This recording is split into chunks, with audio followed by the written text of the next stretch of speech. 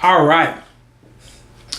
Got to continue from where that video just chopped itself off, All right, I'm getting better with these videos, and as I do this, I'm going to get better in time as far as editing and things like that. But I want to get right back into what I was talking about, is that the last thing that I shared was that there were 3 phases going on in my life.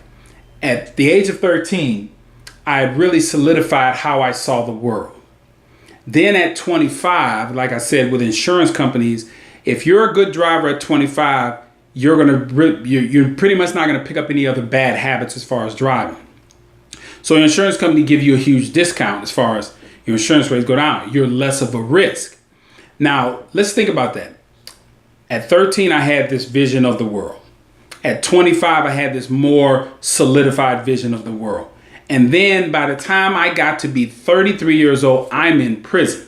So all up until that point, I had been pre-programmed from a dysfunctional home, baseball career, life decisions, all these things that I had going on in my life at that time pre-programmed me up until that age. So I was doing something that's what we see right now based on statistics is damn near impossible. And that is to rewire yourself at the age of 33, way beyond the time that people are typically most malleable. We see kids, they're very susceptible to change and new things. Well, when you get to be my age at 33, it's very difficult to make changes. They become so entrenched, people just hold on to them. All right. So that's what I was trying to do. Now, what's interesting about that, here's something. When you go into jail, you go through these 2 phases. To enter into the jail custody before you actually are going off into prison, you sit down with what is called an inmate classification officer. That person gives a very quick Myers-Briggs from some simple questions as to what. Sorry about that. My home office is hot. If I turn the air on too hot, it makes sound in the background, so I always have to shut it down. And so when I shut it down, I try to get to the video and get it done, so I'm not sweating or anything, and it's in the middle of the day. All right, so we'll get that out the way. If you see me rubbing my head, all right. So the inmate classification officer gave me a quick evaluation and set my custody level. But because I was in there for armed robbery, 3 counts of kidnapping, I couldn't have any visits like touching anybody. They were all behind a piece of glass, and I had to be on the phone talking to somebody. Felt like I was in the movie Hustle and Flow, sitting over there trying to, put my fists up on the window. So that's the first level. Now, because I was having hired a lawyer to try to get me the best deal, I had to go through another evaluation. And the evaluator, I sat down with her and I thought I was having this great conversation with this person. But understanding now, that person is put me at ease so that I would talk very freely. She would get a good feel of who I was. That psychological evaluation that was presented to the prosecutor and the judge, she said, he's tall, good looking, articulate, charismatic, but he's also a sociopath, narcissistic, self-absorbed. What was the last word she said? Self-absorbed, like con artist. That's basically what she said. She called me a con artist. And all I could think about, I was like, that was how they described Ted Bundy, who defended himself and damn near got himself off if it wasn't for a couple of things that he slipped up on, or some of the people that had gotten away. But I thought that was it was irritating. But as I look back on it now, it was very powerful because she was dead on. That was me. Charismatic, great smile. I'd get you talking. And if you were female, I'd talk you right out your clothes. Very, very simple. I'd talk you right out of your clothes. So she was dead on. And what I'm trying to get you to understand is that's the individual that I was trying to rewire and reprogram. This con artist, this very charismatic individual that got through life when his baseball career was over through charm. Charmed anybody. If I could talk to you for a little bit, I charmed you and, just got my way. All right. So that was a difficult thing to do as far as trying to reprogram somebody that had so surrounded himself and built his life off of that type of personality. All right. So the other thing is, when you decide what you want and you clearly decide on that why could be very dangerous, because you don't want it attached to somebody.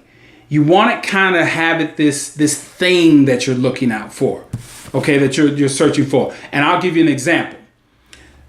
My father, for the longest time as I was growing up, my father made me feel as though that I was just there. I was just in the way. I was an inconvenience. I was a waste of time. I wasn't, I just was noise in the background. So for the longest time, I told myself, well, in order for me to move past him seeing me as just this noise, when I play something, I better be the best. Once my physical ability caught up with my work ethic, and I started becoming recognized as one of the best players, not only in my school, in the area, in the state, in the nation, it became an obsession. I said, okay, if I'm the best here, he's going to come see me. He didn't. If I'm going to be the best, I take it to the next level. I'm going to be the best here. He's going to come see me. What I'm getting at is that almost killed me, because I kept seeking his approval. And even to this day, which is another story I will talk about, my college degree and how that's connected with my father. It was very powerful to understand that I said, I can't please him. I have to please myself. I have to prove to myself. So what I'm getting at is that when you have that why cannot be connected to it, because in the midst of me having that why, and had my father died, that may have devastated me, because now I'd have been like, now who do I prove something to? Because he was the one that I was trying to prove things to. So you want to be careful with that. You want to make sure that why is something that you can, if it's not there, you have something else, or just something very intrinsically motivating you on that. All right. So know your why. Okay. And know that is there somebody or something, and it could be yourself. I'm going to say it like this. Who would you let down if you gave up? Okay, if you didn't grind intellectually or physically that day, who would you let down? Hopefully it's yourself, and you go, man, I need to really step it up. But if it's someone else, like a child, you look at them and go, I can't let that person down. That's okay. That's okay. Something happens, you got yourself tied up in that as well. All right. So, and like I said before, somebody is depending on you.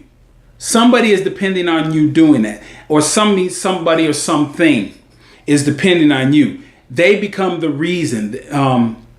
They look up to us. Now, let's just say you say, hey, I want to show my neighborhood. Well, that's no particular person. That's just, I want to show my hood. I want to show back where I'm from that, it could be done, so you can become the example. When you do that, you now have created an obligation, a responsibility, and to follow through on your goals. Now, as you do that and you keep going, you're going to build confidence. You're going to build perseverance. You're going to build courage, because the other people are watching, and they need to see that. They need to see that you've made this commitment to yourself, that you're building confidence through that. This actually will build confidence in other people. So when you put that why out there, and you put, what is it for? What is it targeted for? You are actually, it allows you to stay focused on that goal. All right. Because what happens at that point, that why becomes bigger than you. And that's what you want it to be. You want it to be bigger than yourself. All right. So back to what I talked about earlier is that when I was in prison, I had heard everybody talking that a felony conviction was the end. That there was nothing else you can do. Nobody was going to hire. And if they hired you, they were going to be on your back. They were going to be hounding you and just making it miserable, that you would think, well, I might as well just go back to selling dope or just doing the dumb stuff that I did before. But here's what I did. I kept hearing that, and something in my brain said, how about a college degree? And so then I posed this question to myself. I'm going to see, or does a college degree trump a felony? Simple question. Now it's an easy question. How do I find out that? I didn't want to go at, hey, dude, who's been to prison that has a college degree? Actually, it's a very small group. Okay, so you're going online, you see these different things, but what I did, I said, I want to prove it to myself. So that was another one of the whys, is that I'm getting out of here. I'm going to get a college degree because I want to see that once I have that piece of paper and I start applying for jobs or just what it does. And what I found out, it's a yes and a no. And the yeses are that, yes, you can get jobs that don't do background checks. You have a college degree. So now you're able to compete for higher waging jobs. The other thing is that I think is the most important is the fact that I started something and I finished it.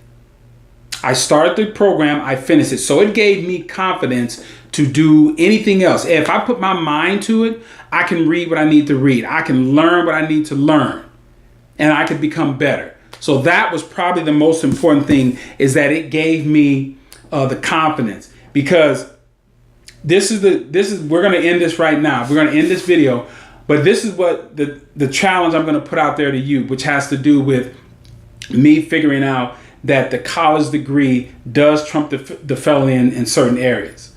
Okay, my challenge to you is find that why. Dig deeper. Go through some layers to find out what that why is. Because if it doesn't move you emotionally, if it really doesn't bring you to tears on you want to prove this to yourself and also prove it to some other people. If it doesn't move you emotionally, then it's probably not as strong of a why as you think it is. Because I believe Friedrich Nietzsche said that if you have a powerful enough why, it doesn't matter what the how is. Does that make sense? Oh no, I'm mixing it up. It says you can endure any how if you have a powerful enough why. That's what I meant to say. So all right, so here's the deal. Here's the challenge. I want you to find that why, and I want it to move you.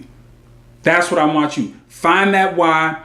Like this page, share this page, subscribe to this page. And when you find that why, I want you to comment and tell me where you were. Because I can tell you, I was in prison, in the meeting room, the visitation room with my mom, and I went back to my cell and I was crying myself to sleep. So you can tell me when it happened. Because it's going to take a while. It's not going to just come overnight. You've got to really dig deep. And like I said, you'll know when it moves you to tears that is something. I got to do this. There's no plan B on this. I have got to hit this goal. Okay, that is my why. All right, this is Carlton Hamilton again. This is Plan Your Greatness. Thank you all for joining me today. And I will see you again soon.